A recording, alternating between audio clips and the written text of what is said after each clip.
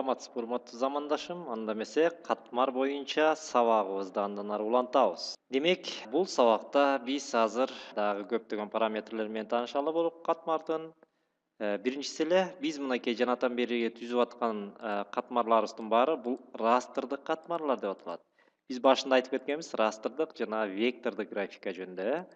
Вектордук катмар менен кантип иштейбиз? Мисалы үчүн азыр ушул жерге эле дагы бир вектордук катмарды түзөлү. Мисалы мына могу жерден дагы бир айлана түзүп көрөлү. Бул вектордук инструменттер болуп эсептелинет.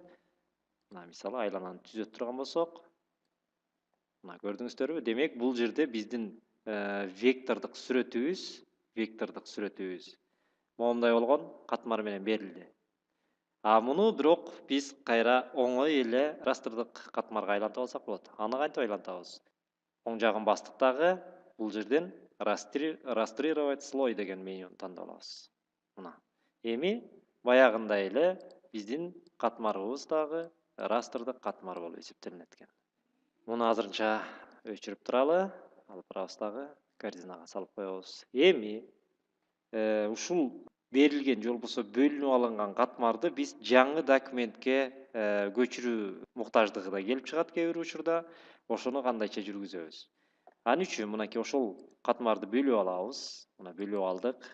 Андан кийин менюлар сапчасынан выделение деген менюну алабыз дагы, все деген тандалабыз. Башкача айтканда ошол менюнун баарысын бөлүп алуу. Жана редактирование деген менюдан скопировать же болбосо Ctrl+C баскычын басабыз, комбинациясын. Скопировать дедик. Жана жаңы документ түзөбүз. Файл, создать. Бирок жаңы документ түзүп атканда мынакей көрүп атасыздар, өлчөмүн, өлчөмү биздин жанагы көйнөгүбүздү көчүрүп атабыз да, ошо көйнөктүн өлчөмүндө гана түзүлөт. Окей дегенди басабыз. Мына жаңы документибиз түзүлдү жана кайра эле редактирование дегенден ставить же болбосо Ctrl+V баскычтарынын комбинациясын басабыз. Мына жанагы көйнөгүбүздүн размеринде көйнөгүбүз көчүрүлүп келди жаңы документке. Мына ушундай жол менен биз каалагандай катмарды бөлүп алып, анан башка документке көчүрүп барсак болот экен. Эми муну азырынча өчүрүп салалы. Нет деп коелу.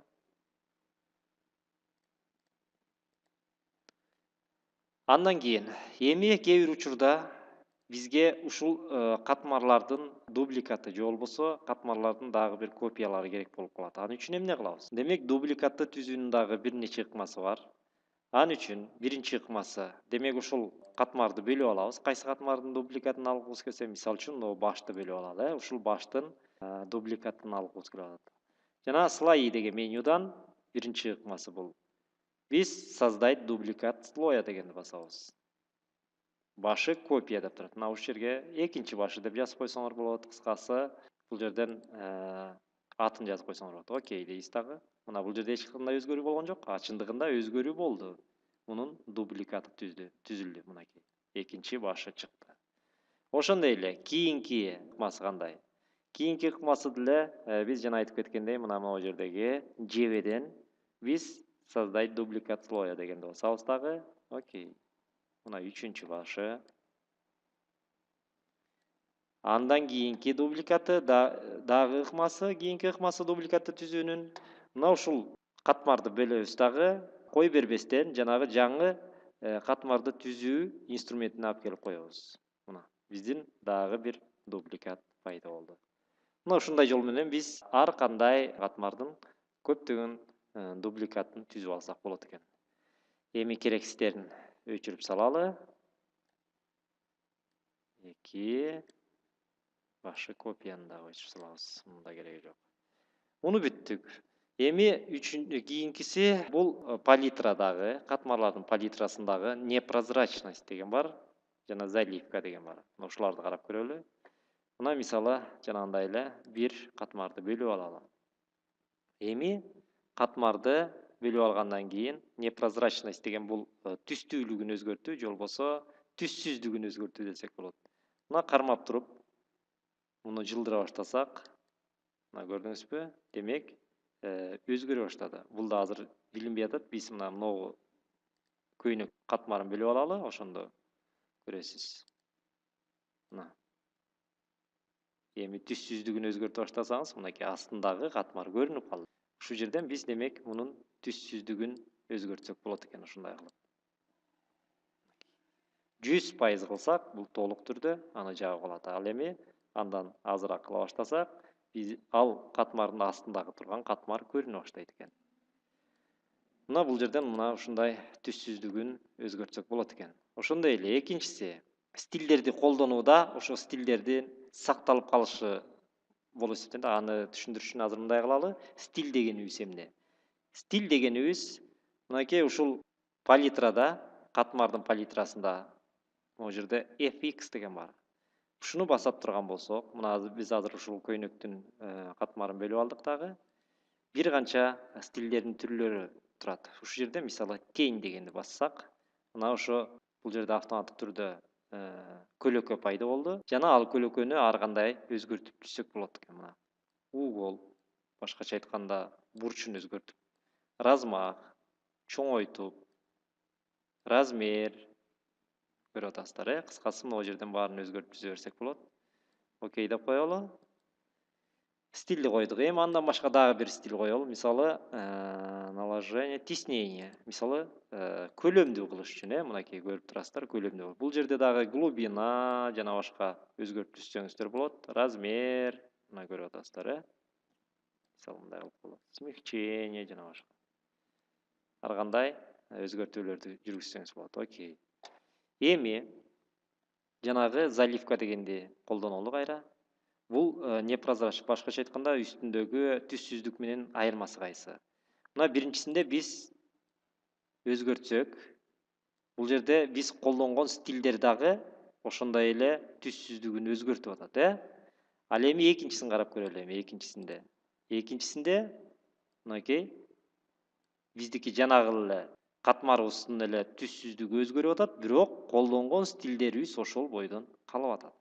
Мына ушунун негизги айырмасы ушул бул жерден айтсак болот. Ошондой эле дагы эмнелерди айтсак болот. Мынакей муну түшүндүңүздөр деп ойлойм.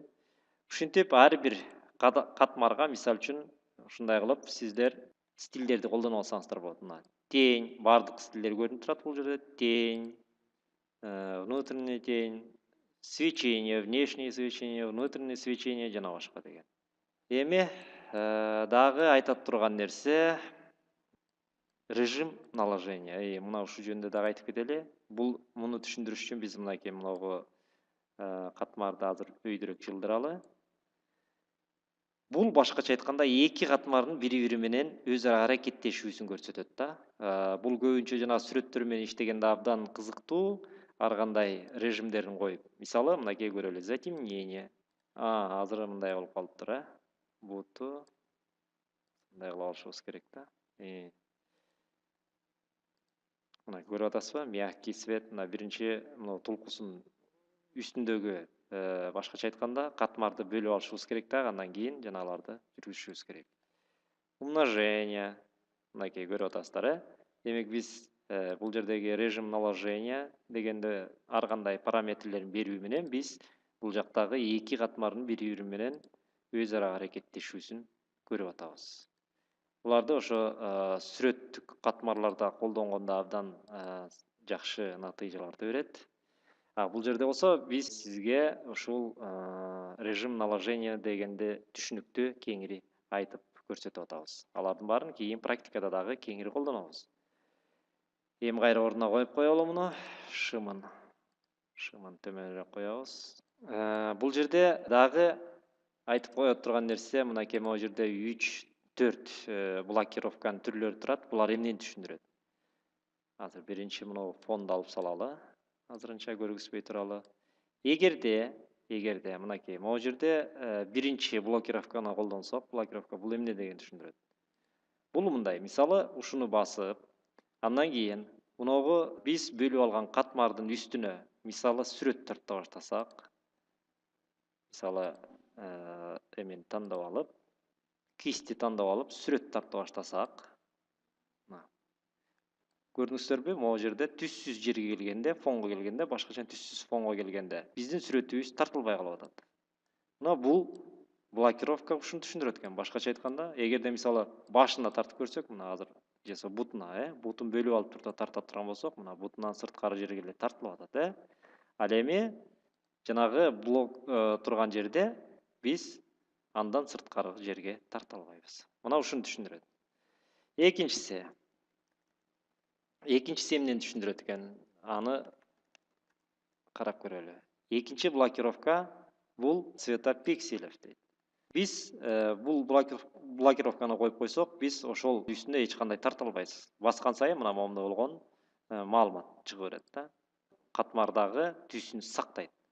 Андан кийинкибиз болсо, үчүнчүсү, бул блокировканы коюу менен биз жанагы катмарыбызды эч жака жылдыра албай калабыз.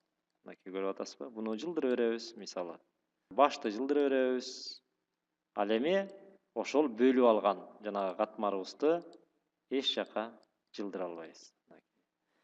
Жана акыркысы бул кулпунун сүрөтүндө, Муну бассак, анда биз жана көрсөтүп кеткен 3 блокировка тең бардыгы иштейт экен. Тарта албайбыз дагы, жылдыра албайбыз дагы, жана анын үстүндөгү түстөрдү да өзгөртө албайбыз. Мына ушундайларды айтсак болот. Ошондой эле дагы бир айтып кое турган нерсе, мисалы, сиздер ар кандай катмарлар менен иштегенде абдан көп катмарлар менен иштешиңиздер мүмкүн. Ошондуктан аларды кандайдыр бир группаларга бириктирип алуу талабы келип чыгат да.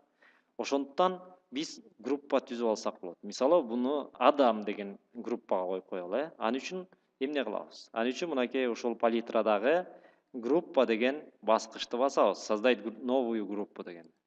Басабыз дагы бул группага ат коюп коелу, 2 жолу басып туруп та. Адам. Ушинтип ар бир группага өзүңүз каалагандай аттарды кое алсаңыз болот. Эми жанагы 3 катмарыбызды чогултабыз биз. Ал үчүн биринчи катмарды басып, Shift клавишасын басып, кой бербей туруп, кийинки катмарларды дагы бөлүп алабыз. Бөлүп алдык дагы, анан акырын ошол группага, же болбосо папкага киргизип коебуз. Азыр. Кармап туруп эле өйдө көздөй тартып койсок, жанагы группага кирип калды. Мынакей. Эми муну бассаңыздар, мынакей Адам деген группа. Аны бассаңыздар, кайра жанагы биз иштеп жаткан катмарлар келип чыгат экен. Мына ушу менен катмарларга арналган сабактарыбызды аягына чыгалы. Кийинки сабактардан жолугушканча сак саламатта болуңуз.